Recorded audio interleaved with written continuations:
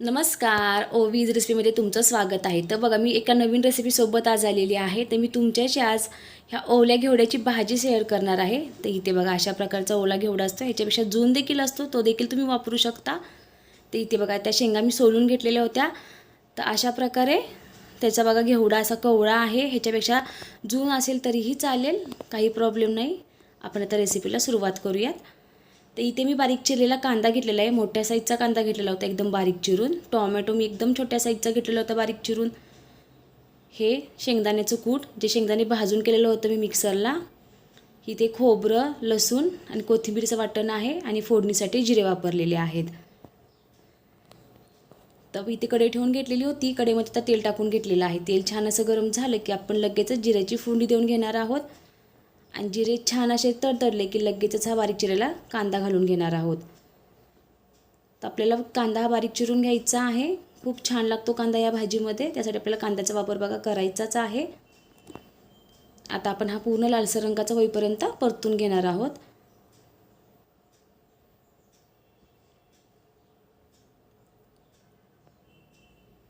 तर इथे कांदाचा लालसर रंगाचा झालेला आहे.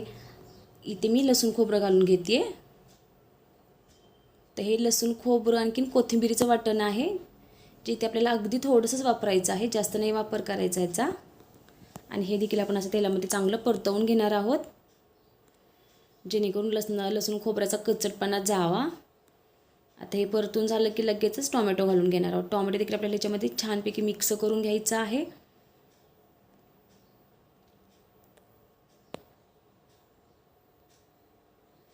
आता टोमॅटो बरोबर बघा आपण बाकीचे मसाले भाजून घेणार आहोत. तिथे मी हळद घालून घेतलेली आहे, एकदम पाव चमच्यालाही कमी हळद घातलेली आहे.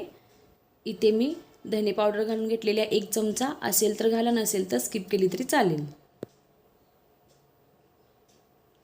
हे मसाले भाजले की लगेच याच्यामध्ये लाल तिखट घालून घेते. इथे 1 चमचाचा वापर केलेला आहे मी, का तर आपल्याला सुकी भाजी करायची आहे. जर लागलंच समजा तर असं मिक्स करून बघायचं आहे अंदाज घेत. आणखीन पुन्हा मी थोडंसं आणखीन वरून टाकून घेणार आहे. तर तुम्ही तुमच्या रोजच्या वापरातलं लाल तिखट वापरायचं आहे आणि तुम्हाला ते तुमच्या चवीनुसार वापरायचं आहे. तुम्हाला जेवढं तिखट आहे हवं आहे तेवढं. तर इथे बघा अजून थोडंसं मी वरून घालून घेतलेलं होतं. तर हे माझा घरचा मसाला आहे, काळा मसाला.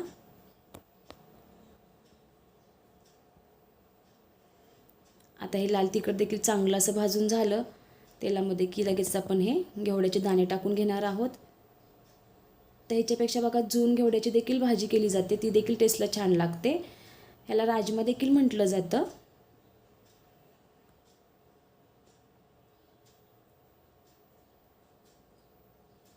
तर हे दाणे बघा एकदम कोवळे आहेत, त्यामुळं शिजायला जास्त वेळ नाही लागणार ह्याला. आता हे मी पूर्ण असे मिक्स करून घेते.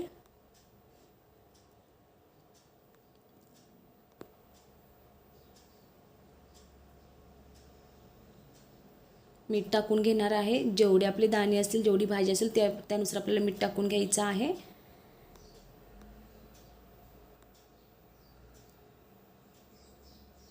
ते मीठ टाकल्यानंतर पुन्हा मिक्स करून घेते. आता इथे मी शेंगदाण्याचं कूट जे आपण मिक्सरला बारीक करून घेतलेलं होतं ते घालून घेणार आहे. तर मी 2 चमचे घेतलेलं होतं ते शेंगदाण्याचं कूट. आता इथे मी 1.5 चमच्याचाच वापर करत आहे, जास्तही नाही आपल्याला घालून घ्यायचं आहे. जेवढं लागेल अंदाजाने तेवढंच घालायचं आहे. तर आता हे मिक्स करून घेते मी चांगलं. आणि थोड्या वेळासाठी बघा मी असं ठेवून दिलेलं होतं, अगदी काही सेकंदच ठेवून द्यायचं आहे. त्याच्यामध्ये लगेच थोडंसं असं पाणी ओतून घ्यायचं आहे. तर मी 1 फुलपात्र पाणी घालून घेतलेलं होतं. खूप छान असं बघा वाफेवरती असं थोड्या पाण्यामध्ये देखील हा खूप छान शिजला जातो घेवडा. आता झाकून ठेवून देऊयात आणि ह्याची थोड्या वेळासाठी वाफ काढून घ्यायचं. वाफ काढून म्हणजे थोडंसं आपल्याला असं शिजू द्यायचं आहे, नाही मधून बघा अशा प्रकारे आपल्याला हलवत राहायचं आहे सतत. आता लगेच नाही शिजलेला हा घेवडा, आपल्याला शिजायला भरपूर वेळ लागणार आहे. त्यासाठी आता मी पुन्हा हे झाकण हलवून बघा झाकण ठेवून देणार आहे. गॅसची फ्लेम आपल्याला एकदम बारीकच ठेवायची आहे, जेणेकरून हे खाली लागू नये यासाठी आपल्याला हे सतत असं मध्ये मध्ये हलवत राहायचं आहे. तर इथे बघा मी बराच वेळ झालेलं होतं, झाकण ठेवून दिलेलं होतं. आता घेवडा शिजलाय का नाही आपण बघूयात. तर इथे बघा तुम्ही हाताने दाबून देखील हा चेक करू शकता की बाबा शिजलाय की नाहीत हे दाणे. तर इथे बघा मस्त असे आपला घेवडा शिजून तयार आहे. तर इथे आपली घेवड्याची भाजी मस्त अशी तयार झालेली आहे. दिसायला अगदी चमचमीत दिसत आहे बघा, बघता क्षणी तोंडाला पाणी सुटेल अशी. तर ही तुम्ही भाकरीसोबत चपातीसोबत देखील खाऊ शकता. इथे मी ही बघा ज्वारीच्या भाकरीसोबत तुम्हाला दाखवणार आहे. तर हा किती सुंदर अशी झालेली आहे बघा. बघता तोंडाला पाणी सुटलेलं असेल. तर तुम्हाला माझी रेसिपी कशी वाटली मला नक्की कमेंट करून सांगा.